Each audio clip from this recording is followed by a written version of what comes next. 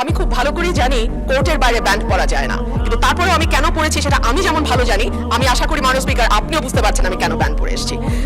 মাননীয় স্পিকার, স্বরাষ্ট্র মন্ত্রণালয়ের কাছে আমাদের এবারের বরাদ্দ তারা চেয়েছে 31,098,88,15,000 টাকা। মাননীয় স্পিকার, আমি একটু বিনীতভাবে কয়েকটা পরিসংখ্যানের দিকে আপনাদের দৃষ্টি আকর্ষণ করি।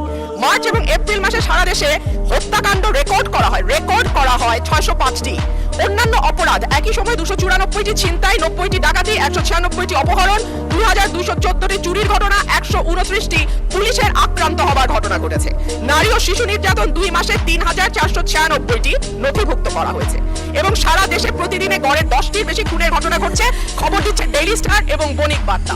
এই যখন আমাদের সিকিউরিটির অবস্থা, এই যখন আমাদের আইন শৃঙ্খলার অবস্থা, তখন আমরা এই মন্ত্রণালয়ের জন্য দাবি তুলছি 31,098 কোটি।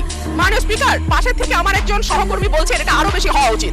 সম্ভবত মাননীয় স্পিকার, পুরো বাজেটের সবটাই যদি স্বরাষ্ট্রমন্ত্রীকে দেওয়া হয় বা এই মন্ত্রণালয়ে বরাদ্দ দেওয়া হয়, সদস্য প্রস্তাবটা করেন, টাইম ইজ রানিং আপ। তারপরেও কতটুকু উন্নয়ন হবে এই মন্ত্রণালয়ের আমরা জানি না।